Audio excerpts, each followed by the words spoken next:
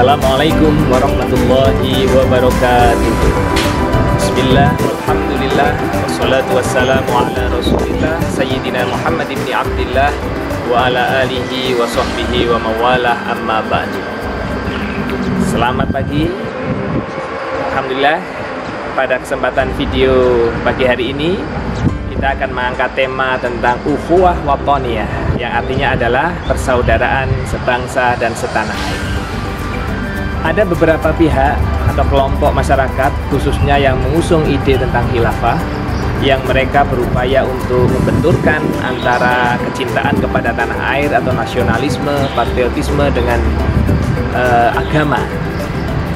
Nah, ini perlu kita sikapi dengan cerdas dan kita coba cari keterkaitannya di dalam Al-Quranul Karim. Di dalam Al-Quranul Karim justru agama dengan kecintaan kepada tanah air berkaitan dengan sangat erat. Kita bisa melihat di dalam Quran surah Al-Mumtahanah ayat 8 dan ayat 9. Di situ Allah Subhanahu wa taala berfirman, "Innama yanhakumullahu 'anil ladzina qataluukum fid dini wa akhrajukum min diyarikum wa dhaharu ala ikhrajikum an tawallawhum wa may yatawallahum faulaika humudz zalimun." Sesungguhnya yang dilarang oleh Allah adalah apabila engkau menjalin hubungan kasih sayang dengan orang-orang yang memerangi kamu karena agamamu dan mengusirmu dari tanah airmu serta bekerja sama dalam proses pengusiran itu. Nah, jadi di ayat ini justru antara agama dan cinta kepada tanah air adalah disandingkan. Nah, kemudian kalau kita melihat beberapa ayat-ayat yang lain, yaitu terkait dengan kisah para nabi-nabi, maka di situ kita bisa melihat Nabi Nuh, kemudian Nabi Hud, Nabi Soleh, Nabi Syuaib. Itu semua disebut dengan saudara mereka, saudara dari kaumnya. Padahal kita tahu kaum dari nabi-nabi tersebut sebagian ada yang ingkar kepada Allah, dan juga mereka tentunya tidak dalam satu persaudaraan, ikatan persaudaraan saudara kandung. Sehingga di sini lah konsep dari ukhuwah watoniyah ini menemukan pijakan teologisnya. Para pemirsa dimanapun saja Anda berada, ada sebuah hadis yang menurut para ulama kritikus hadis termasuk memiliki matan yang sahih, yakni hubbul waton minal iman. Cinta kepada tanah air adalah bagian daripada iman. Para pemirsa, kita teringat ketika Nabi Muhammad SAW hendak meninggalkan kota Mekah karena terusir dan akan hijrah ke Madinah. Maka ketika ada di perbatasan kota, Nabi Muhammad melayangkan pandangannya kepada kota Makkah, tempat kelahirannya. Sambil menitikkan air mata, Nabi Muhammad bersabda, "Demi Allah, engkau Makkah adalah sebaik-baik kota yang diciptakan oleh Allah. Dan bumi Allah yang paling aku cintai. Seandainya aku tidak terusir darimu, maka aku tidak akan keluar meninggalkanmu." Hadis riwayat Tirmidzi. Kemudian setelah Nabi Muhammad SAW hijrah ke Madinah, maka yang pertama kali beliau lakukan adalah menyatukan atau mempersaudarakan umat Islam, atau yang kita kenal dengan nama ukhuwah Islamiyah, menyatukan antara muhajirin dan ansor. Kemudian setelah itu beliau mengumpulkan berbagai macam komponen masyarakat yang ada di Madinah. Kita tahu di Madinah selain Muslim ada juga masyarakat Yahudi, pemukiman Yahudi, suku-suku Yahudi banyak di situ. Ada juga kalangan para penyembah berhala, dan mereka dikumpulkan kemudian membentuk suatu kesepakatan yang kita kenal dengan nama Piagam Madinah. Di dalam Piagam Madinah itu mereka dipersaudarakan dalam satu komunitas yang disebut sebagai ummah. Nah, disitulah dibuat suatu kesepakatan bersama, apabila Madinah diserang oleh pihak luar, maka mereka semua yang menjadi warga Madinah yang menandatangani kesepakatan Piagam Madinah itu harus bersama-sama mempertahankan kota dari serangan musuh. Inilah adalah suatu wujud dari ukhuwah watoniyah. Apabila ada satu kesamaan langkah maka saling berkolaborasi. Apabila ada ketidaksamaan langkah, maka saling berkompetisi di dalam kebaikan, atau kita kenal dengan nama fastabiqul khairat. Para pemirsa di mana saja Anda berada, untuk lebih jelasnya penjelasan terkait dengan ukhuwah watoniyah ini, nanti kakak kalian yang bernama Adha Bukhari, alumni MAN 2, mantan ketua OSIS dan aktivis di MAN 2 Kota Semarang, juga penerima beasiswa prestasi di perguruan tinggi favorit, ya, dalam satu waktu kuliah di dua tempat, yaitu UIN Sunan Kalijogo dan UGM, akan menyampaikan kepada kalian semua konsep tentang ukhuwah watoniyah ditinjau dari sudut multikulturalisme dan kebangsaan. Silahkan untuk menyaksikan penjelasan dari teman kalian.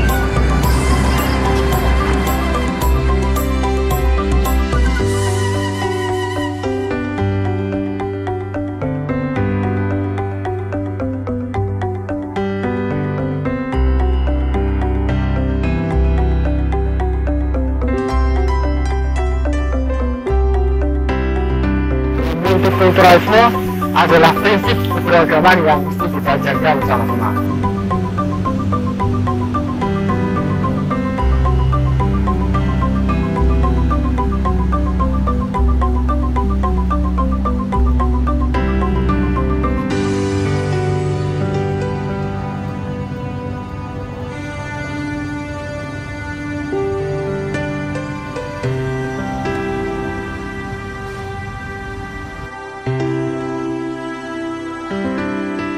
Saya Adha Bukhari.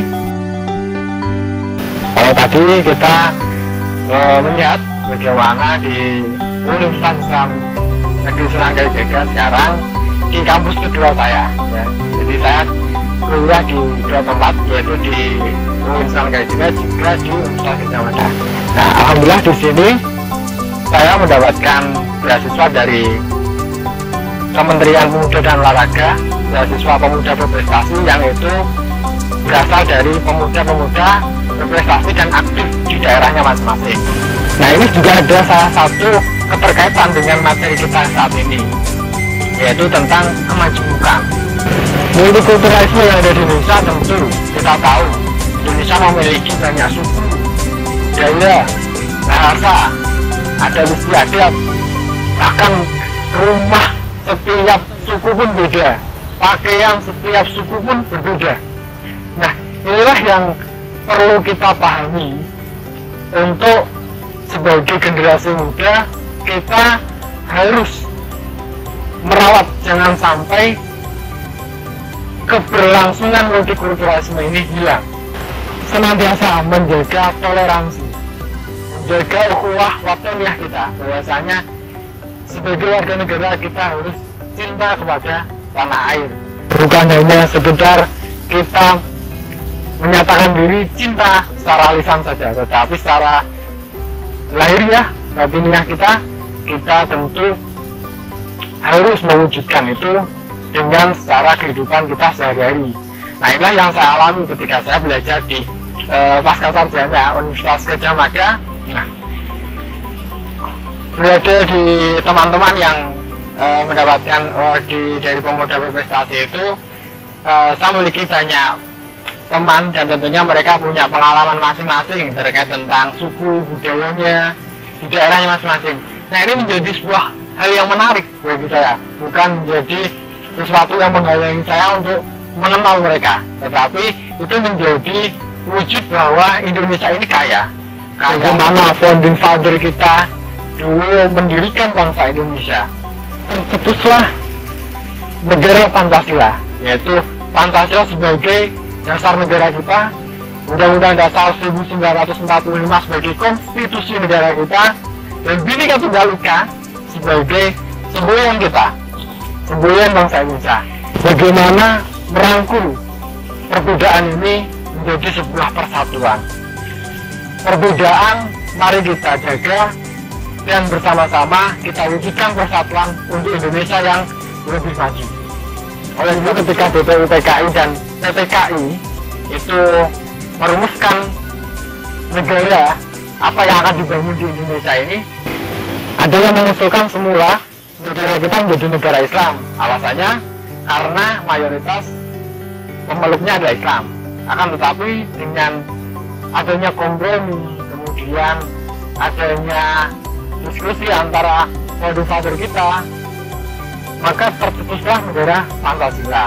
Alasannya karena di dalam negara Pancasila ini tidak memandang agama, budaya, suku, bahasa, di dalam menegakkan hukum, di dalam menegakkan keadilan yang ada di Indonesia. Oleh sama-sama membangun dari segala sektor bidang.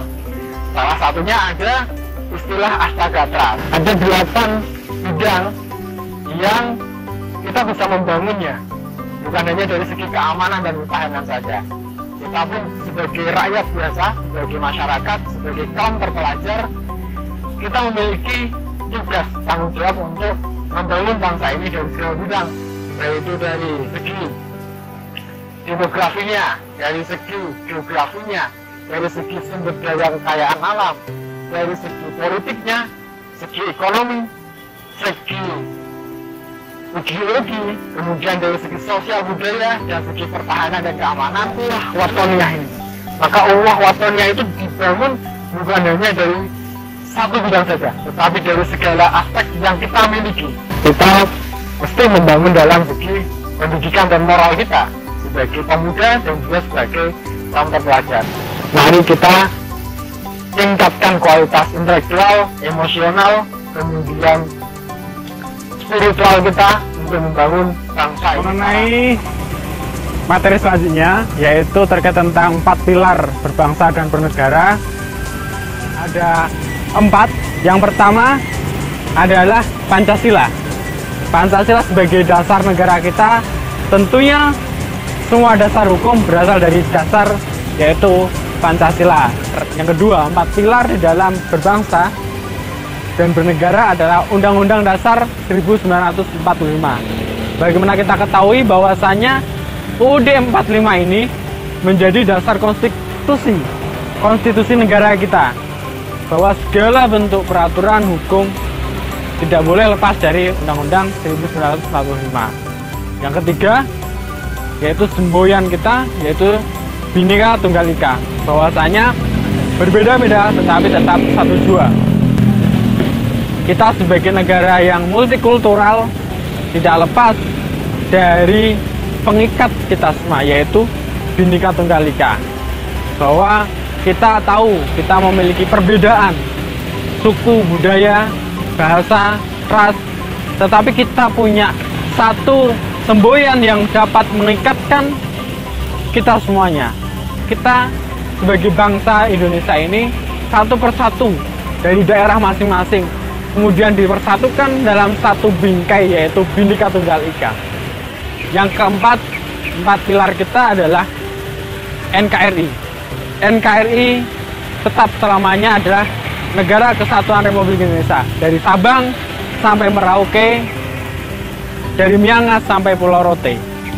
Itulah Indonesia yang memiliki beribu-ribu pulau dan memiliki beragam kekayaan budaya, adat istiadat, bahasa, dan agama. Itulah menjadi aset kita semuanya. Salah satu contohnya adalah seperti halnya yang di belakang saya ini, Istana Negara. Indonesia pernah memiliki cerita bahwasanya dahulu ibu kota negara pernah pindah dari Jakarta menuju ke Yogyakarta. Nah, salah satu buktinya adalah bukti sejarah kita semua, yaitu Istana Negara yang berada di Yogyakarta ini. Bagaimana Indonesia tidak bisa dilepaskan dari sejarah kehidupan perjuangan para founding father kita. Bagaimana mereka memperjuangkan kemerdekaan ini, bagaimana para pahlawan itu dengan sepenuh tenaga, dengan tumpah darah mereka memperjuangkan bangsa dan negara kita. Oleh sebab itu, jangan sampai negara yang sudah diperjuangkan ini akan menjadi sia-sia. Kita sebagai generasi muda, saya mengajak kepada adik-adik semua untuk terus berkarya untuk negara, untuk bangsa dan negara.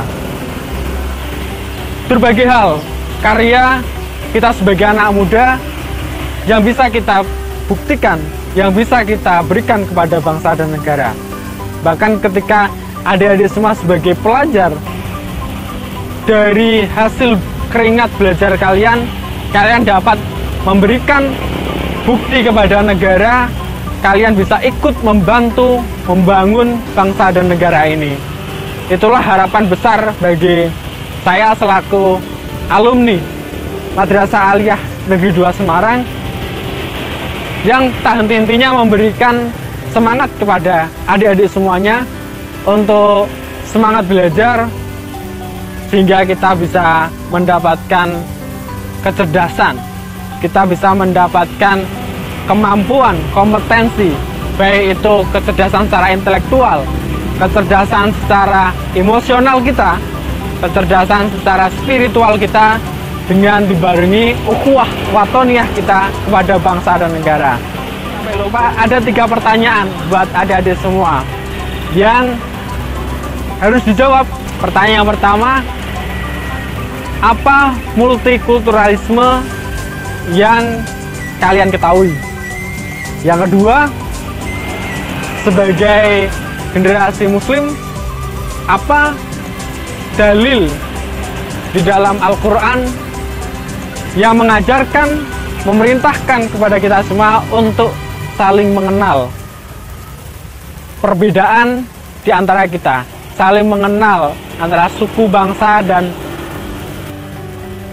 yang ketiga, apa 4 pilar berbangsa dan bernegara?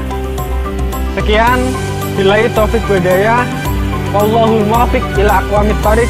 Wassalamualaikum warahmatullahi wabarakatuh.